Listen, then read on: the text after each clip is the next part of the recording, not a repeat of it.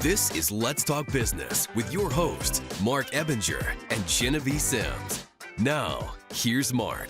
Welcome to Let's Talk Business, a show that highlights and promotes entrepreneurs to learn more about their vision, goals, and marketing strategy. Coming up on the show today, we're going to talk with Martha Schoenewe, the owner of Tangent Tees, a company that focuses on athletic shirts for plus-size people and smaller. Martha, good to see you again. Thanks. It's good to be here. You always got a great smile. Well, you know, it's my caffeinated personality. I like it. It works well. I'm your host, Marc Ebinger, the owner of Krukus Virtual Staffing, a company that specializes in hiring virtual assistants from outside the United States. And I am your co-host for the day, Jenevy Sims, owner of the Evolve firm, where we specialize in brand development, social media, and web development. Jenevy, great to see you again, as always. Always excited to be here, Mark. She always gets the best dressed I host. know. Right? She's fantastic. I love it. It's a little chilly today. You know, you got to dress for the weather here. Yeah, I tried. Even when your daughter came in, she was so well dressed. I mean, just like really but she loves her blazers. She dresses wonder herself where she gets now. that from. It's your personal brand development. I Yes, see where you're there going you with go. that. My mini-me's got it. All right, so the Let's Talk Business podcast now has over 17,000 subscribers on YouTube and thousands more across other social media platforms. And we are now bringing our fans and guests of the show together in our exclusive Patreon community, where you can get access to our show content and chat rooms, where you can ask questions, make recommendations, and connect with folks in the Let's Talk Business podcast community. You can get exclusive content not found anywhere else, such as the after show and our weekly podcast recap, where we provide insight and talk about behind-the-scenes events that impact the show. And you can get early access to official Let's Talk Business events, such as our quarterly mixer. And, of course, we're going to have more to come as we continue to build this community out. Super excited to actually bring that podcast into a more community focus where we're connecting everybody. Now, the community is hosted on Patreon, which has been around since 2013 and has a very friendly app that you can easily access the podcast community on your phone or use any browser on your desktop computer. So if you'd like to be a part of the Let's Talk Business podcast community, head over to our website at satalkradio.com and click on the link to get started.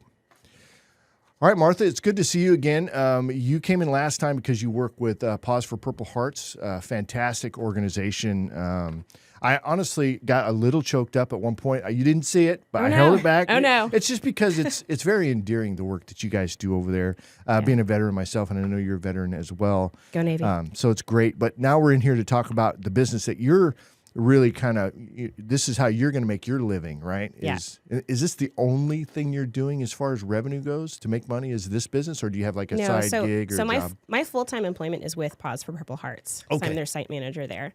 And then this is my side venture that I would eventually like to become a larger piece, so then I can donate my time and volunteer with nonprofits. Right, make a living and a life at the same Yeah. time. I love that. That's how Howie says it anyway. All right, That's so a let good phrase.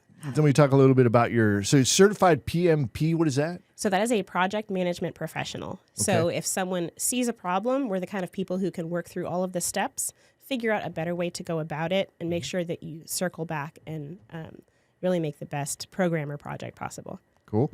You got a bachelor's in business administration and master's in public administration. Yep.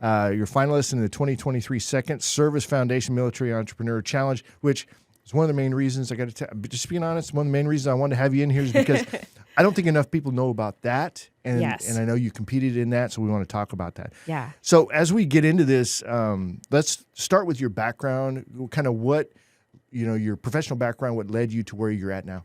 Yeah, so as it relates to business, when I got out of the military, I was really looking for a community. So I kind of tripped into business, if you will. I couldn't find larger shirts for athletics. When I went to sign up for a 5K run with my friends, I couldn't find one in my size. I'm like, well, that's really a bummer. Like, this is a pretty large industry. The U.S. has larger people. It's like an $86 billion industry. Where is this? I'll find it someday.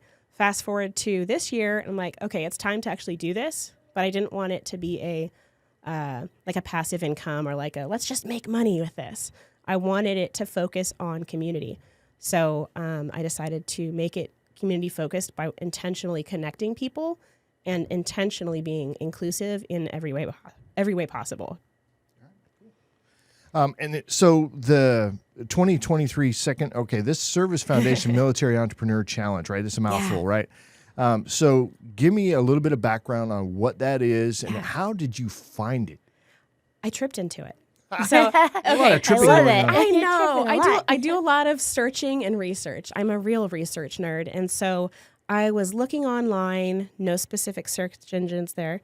And I was looking for different things to help me start and kind of kick off my business.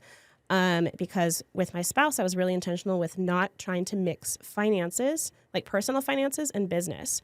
And I really wanted to set myself up for success in that way. So I was like, okay, what resources are there for veterans? All right, there's some. What resources are there for small business owners? There's some. A lot of these don't mix. Okay, what are there for women? What are there for minorities? What is out there?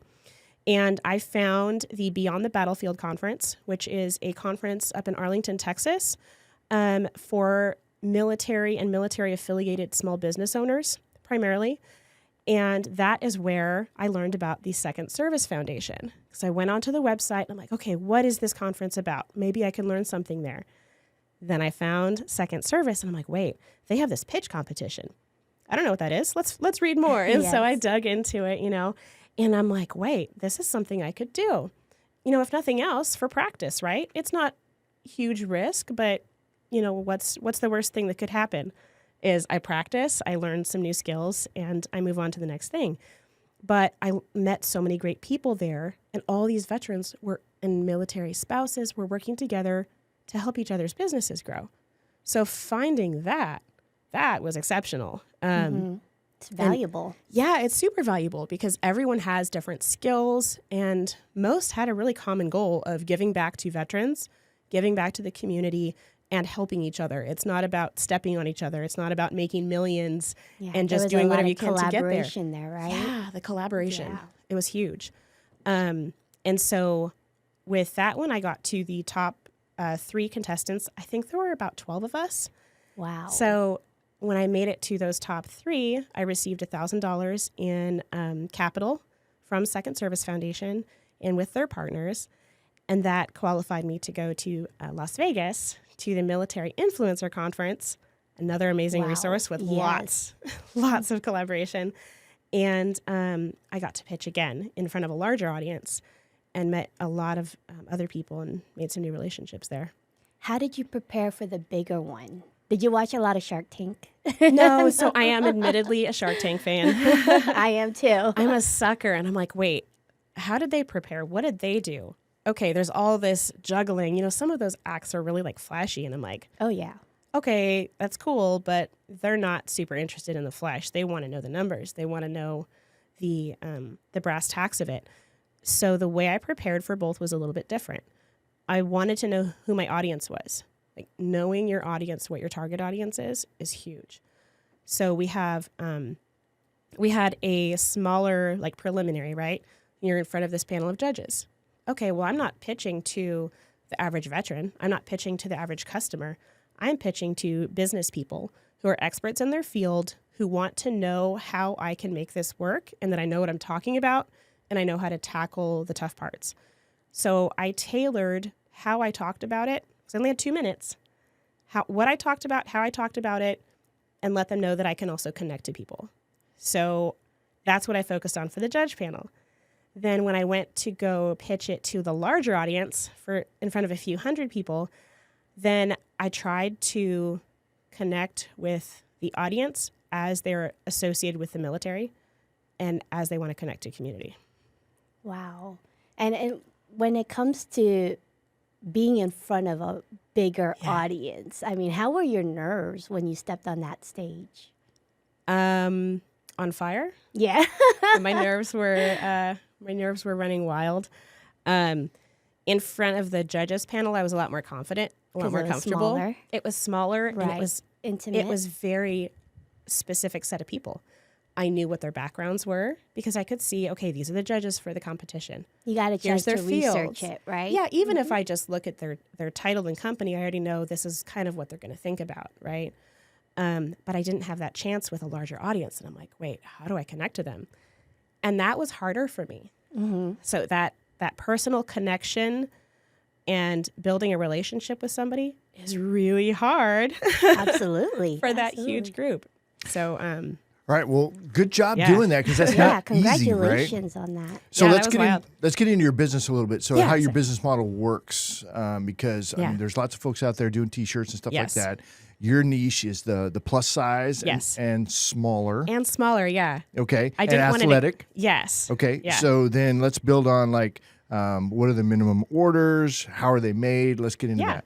for sure. So what I did was I contacted some suppliers. I originally wanted to keep everything made in America or only using veteran or veteran-associated sources.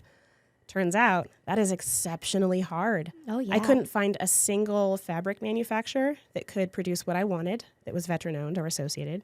I couldn't find a cut and sew company where you provide them the fabric and they actually sew the shirts together. I couldn't find one of those that's veteran-owned or affiliated that was able to do what I wanted. It's just, if it's there, we can't find it. It's so hard for us to find what probably exists. So I had to go overseas, which I'm fine with. Just kind of pivot, right? So I identified exactly what I wanted out of the shirt, the fabric quality, the content, down to the thread and the feel of the fabric, where I want the seams, the whole 9 yards. So I have those shirts created for me overseas, shipped to me, and then I have the designs for them that I create, and then I send them to a direct-to-fabric or a DTF creator here in San Antonio. And I've tried out a couple different folks, so I know, what Right, the quality is right. and what I'm getting, turnaround and all that. Then I take the shirt and the designs and my logos, and then I attach them to the shirts through a heat press. And then I do all the quality testing myself. I do can this survive 60 washes? Guess what? This shirt is going to live in the wash machine, everybody. And then I fulfill orders, I package, I ship, I do all of that. So I basically take the pieces, assemble, package, ship, customer service myself. Wow. Yeah. Well, what is your plan to future scale this? Because Yeah. it's going to obviously be a big success. Yes. So hopefully sooner rather than later, we'll see Yeah. how things go here. I'm pretty excited. And the other thing you mentioned was minimum order. Minimum order is 1. That's it. It's obviously more cost effective with shipping to do more than that, but the minimum order for a customer is 1. My minimum order for purchasing the shirts that I want is 200. So I have to put some skin in the game, right? To scale it, it depends on which part grows first. So with the transfers, I'm going to keep those local as long as I can, but I know what their capacity is. But I already have local to Texas suppliers identified who can do larger quantities, faster turnarounds, that type of thing. And the same for the shirts. I just have to order bigger, put a little more skin in. And as far as the customer service, shipping, order fulfillment, that I have to see how fast we grow. But my plan is to hire military or military affiliated people, so like Blue Star families, Gold Star families, and keep it local to Texas so that we can keep the personal touch on customer service. Because it's really important to me that you're getting the package. It's quality. You have this little postcard that says, hey, here's how you said you wanted to connect to the community. Here's a group that does that. Or here's this person you can go talk to. Including that in the process is super important to me. Wow. I'm curious how you Yeah. keep up with so the Made in America by veterans, right? But then the price is going to be higher. It Yeah. just is, right? Yeah. And everybody seems to be like sensitive to inflation that's going Yes. on. We're seeing it everywhere. Oh, yeah, it's So- everywhere for sure. People are looking for ways to cut costs on things. I Mm-hmm. know my wife's paying attention to every single penny that goes out, right? Yep. So what are your thoughts there on like how you're going to be able to compete doing this where if somebody else came in and they're like, as long as the quality's there, it doesn't matter where it comes from. Yeah. But they're going to base it on their marketing efforts locally Yeah. and maybe their nonprofit and stuff like that they're doing. So what's your plan to compete there? So my plan is to be transparent with how I'm spending my profits, kind of almost to the tune of a nonprofit. I want people to know where their money is going, who it's benefiting, and that they're getting a quality item. But I'm also going to let them know that that might not be for them. If they can't afford this, I don't want them to buy it.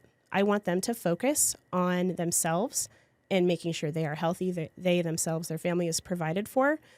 And I think that being honest and sensitive to the fact that we all have financial struggles or concerns, I think that will go somewhere. And I think that will help me in the process.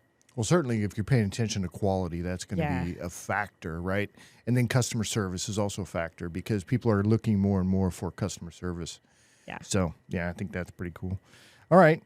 So what was the big tug on you for entrepreneurship? Because you can get a job, right? Yeah. And do stuff, but why entrepreneurship? Because I saw something that wasn't being done, and I saw people being excluded completely unintentionally. Nobody realized it was happening except the people it was affecting. And plus size people, especially if it's a plus size person of color or another minority, they're not going to say anything about it because that's so far down on the list of like Maslow's hierarchy, I think it's called. Mm-hmm. Like it's so far down there that it's like, I'm not going to spend energy on that just from talking to so many different people. And it's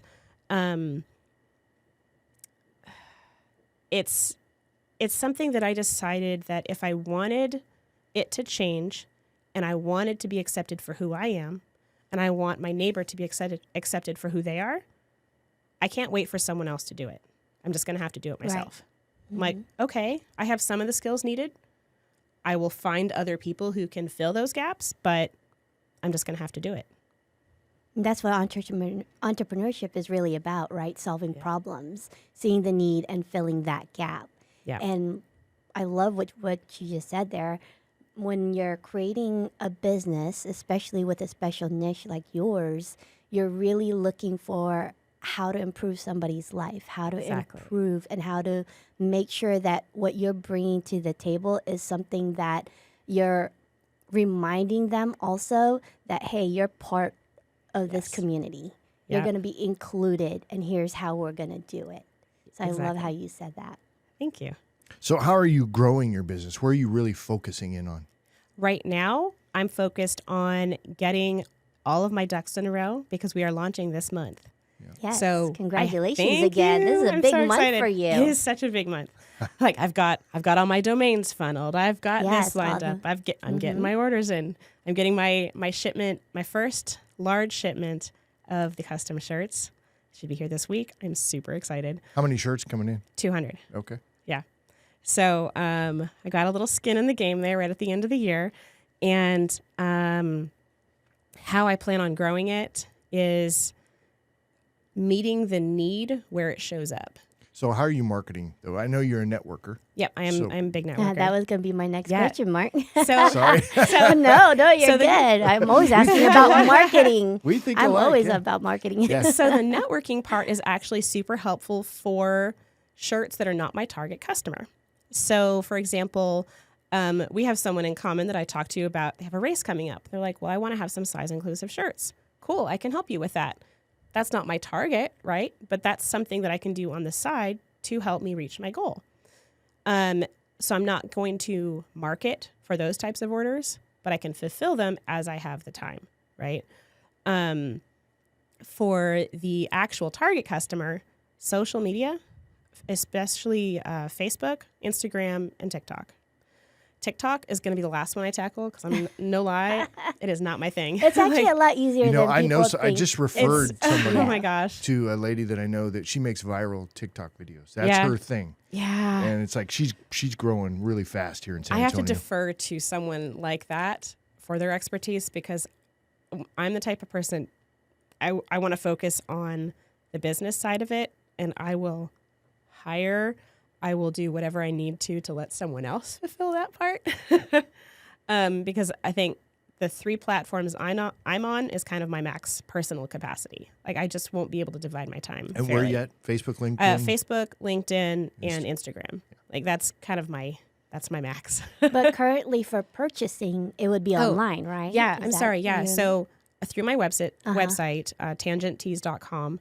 But Facebook, surprisingly, there's a huge running community. There's a huge plus size running community. And that's where I started. And I think that's my key to success is letting people see me for who I am and why I'm there, not just another t-shirt company. They're like, I'm not even going to click on it. Why bother, right? there's so many Facebook ads or different brands that have their constant promotions, right? They're always kind of that search engine optimization part, which is great for them. But I don't even think I need to go that far. Now, personal branding, right, Yeah. is that connection Yeah. between you, which is what you're trying to do. You're trying to connect you, the local community, your Yes. passions, and then it's like that's the one you want that people want to buy from. Exactly. They're going to want to buy from you as opposed to you You're trying going to to be sell very to them. intentional. Yeah, and I want to be everything. intentional with finding my customers too. I don't think my shirts are for everyone, and that's okay.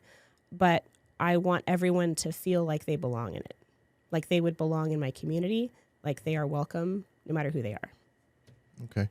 So, and you said everything was open to asking. So I'm Yeah. curious, I'm an open book. what's the profit margin on the shirts? By the time Yeah. you get done, what's the price, and then what's your markup need to be? I'm told 30% needs to be, your That's ROI the average. Yeah. in order to make it worth it. But so where are you at? So because my minimum order from my supplier is so small, my ROI is smaller until I grow. So a shirt, just buying the shirt completely blank is $10 because of the quality of the fabric and the size. So if I were to buy a size small shirt from that supplier in a lower quality, it would be $3. But because this is a better quality and it's up to a size 5XL, I'm modeling my pricing on the cost of the 5XL because that 2 to 5XL is my target customer. And I don't think they should have to pay more based on their size. So I'm trying to even it out and absorb a little bit of it so that they know that I understand the difference. So it's $10 for the shirt. On average, I spend about $2 on packaging and packaging and branding that goes on it. So they're $12. And then depending on the design, between 50 cents and $1.50 for the design that goes on the shirt. So it's a pretty high cost per item for now, but I'm hopeful in 2 years that I can cut that down by about 30%. So what's the profit on it, though? What are you going to make? The profit, so I'm sorry. What do you sell it for? I have to write things down. So what I sell it for is $29.99. Oh, okay. Yeah, because it's a premium shirt. Yeah. That's actually a great deal. Yeah, for athletic shirts. For it lasting, that's the Yeah. thing, too. If they get the longevity out of Yeah, it, right? It's just not one like you're going to throw away or like a race shirt that it pills or you're like, oh my gosh, get this off my skin. Yeah, I don't like the idea of fast fashion where it's you buy a shirt and you throw it out after a couple Which wears. is so common right now. That's what everybody's pushing is the fast fashion. Yeah. And that quality is just going out the window. Yeah. Well, it might be cute for that one event. Like, do you really need it or could we find a way to make it unique another way? Right. I think you're bringing that back around. I think, you know how they say fashion comes back every 10 years, right? That's actually coming back around now that you're starting. That's why there's a lot of smaller boutiques that are really focused on specific niches just because they want to bring that quality back into the circle. Yeah, it's really nice to see other small businesses doing that and doing it well. And I'm super excited to see everybody grow with it. Yes, absolutely. Well, are you going to go into shoes next too? No. No.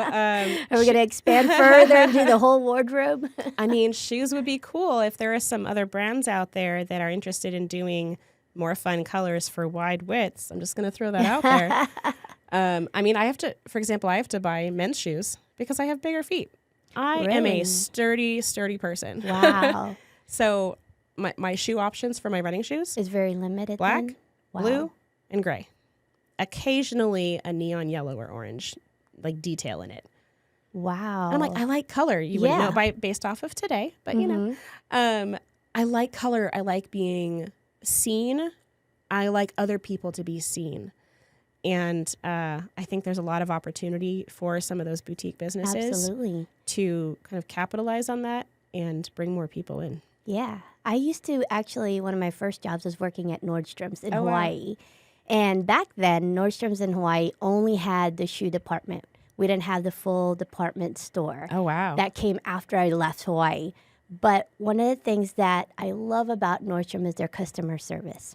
They excel. They always go above and beyond. Yeah. And one of the things that they would do, because it was common in Hawaii, was that they would split a shoe. Because there's some people that would come in and it'd be a half size bigger or a full size bigger, or one would be wider than the other. So they would actually split a shoe to help the customer, which I thought, I've never seen that anywhere else. That is ever so cool. since. But that's one of the reasons why I love Nordstrom's, is because they listen to their customers. They listen to what's needed, and they're actually willing to lose a little bit just to help that customer, because now they come back all the time because they know where to go. That's really cool. So when you talk about, finding a need and finding that niche and being able to fulfill and have the resources to fill that gap, absolutely, that's what people are looking for. Yeah, I agree. All right. If folks want to get in touch with you, how do they do that? So they can find me on my website at tangenttees.com or email me at hello@tangenttees.com. All right. Awesome. As we wrap up this show, a quick reminder to check out our latest podcast or catch video version of the show anytime by visiting our website at satalkradio.com. For those of you on the Patreon community, we're going to be getting into the after show, which I know there's a little bit left on the cutting room floor that we're going to get into. So that's going to be it for us for this one. You guys have a great week. We'll see you on the next one. All right. Thank you. Bye, everybody.